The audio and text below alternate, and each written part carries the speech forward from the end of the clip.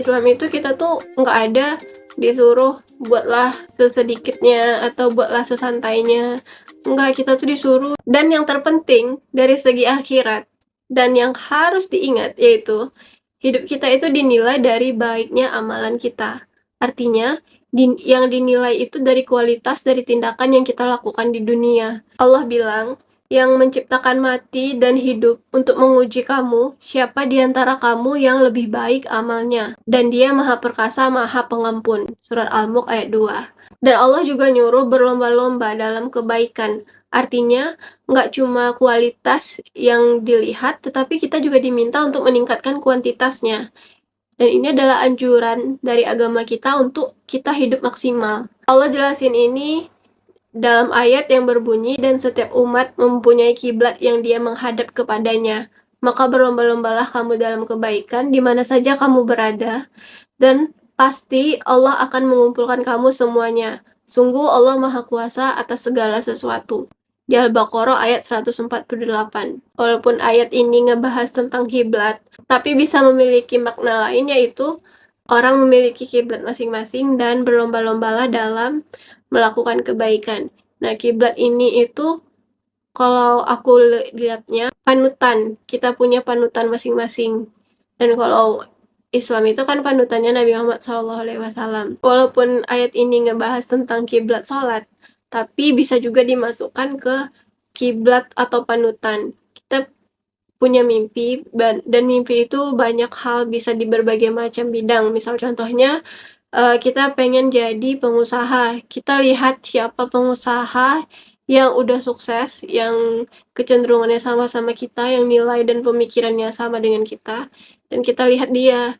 Kita jadikan dia sebagai role model atau contoh untuk kita bisa mengarah ke dia. Proses kita itu kita lihat berdasarkan proses yang udah dia lakuin. Dan dibilang, berlomba-lombalah kamu dalam berbuat kebaikan, berarti dalam kata lain, kalau bisa kita lampaui itu orang. Kita lampaui orang itu. Kita lampaui orang yang kita anggap udah sukses itu, kalau bisa kita kalahkan dia. Kalau bisa, kita lebih sukses daripada dia. Kayak Allah bilang, berlomba-lombalah kamu dalam berbuat kebaikan. Nah, berarti udah dijelasin kan, di Islam itu kita tuh nggak ada disuruh buatlah sesedikitnya atau buatlah sesantainya. Enggak, kita tuh disuruh lihat siapa yang lebih baik amalnya. Kayak ayat yang pertama di surah Al-Mulk dibilang, siapa yang lebih baik amalnya, berarti kualitasnya. Terus disuruh lomba-lomba, berarti udah kualitasnya udah baik, lomba-lomba biar kuantitasnya lebih baik. Dan ini adalah kayak panduan kita kalau sebenarnya itu kita tuh disuruh untuk memaksimalkan hidup kita. Kita diminta jangan mengikuti apa yang kebanyakan orang lakukan. Allah udah ingatkan kita kalau mengikuti kebanyakan orang pasti sesat di jalan Allah. Ada di surah Al-An'am ayat 116. Kalau kita mengikuti kebanyakan orang, sama aja kita memilih untuk menyia-nyiakan takdir indah yang udah Allah buat khusus untuk kita. Semuanya itu udah diatur Allah khusus sesuai dengan kepribadian kita. Kita itu harus sadar yang kita lakukan ini udah sesuai sama diri kita apa belum, udah bikin kita senang atau belum, udah bikin kita bersyukur atau belum.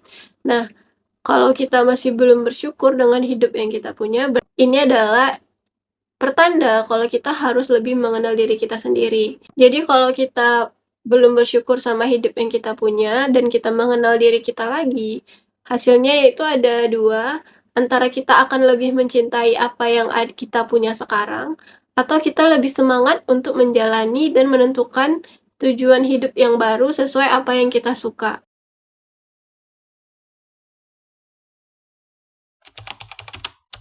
Kita menerapkan hidup yang tenang, diam, tidak membicarakan tentang kehidupan kita, dan juga tidak mengomentari kehidupan orang. Kita hidup secara eksklusif dengan diri kita dan orang-orang yang kita pilih untuk ada di hidup kita. Kenapa kita harus menerapkan itu? Mengenal diri kita itu adalah hal yang sangat penting.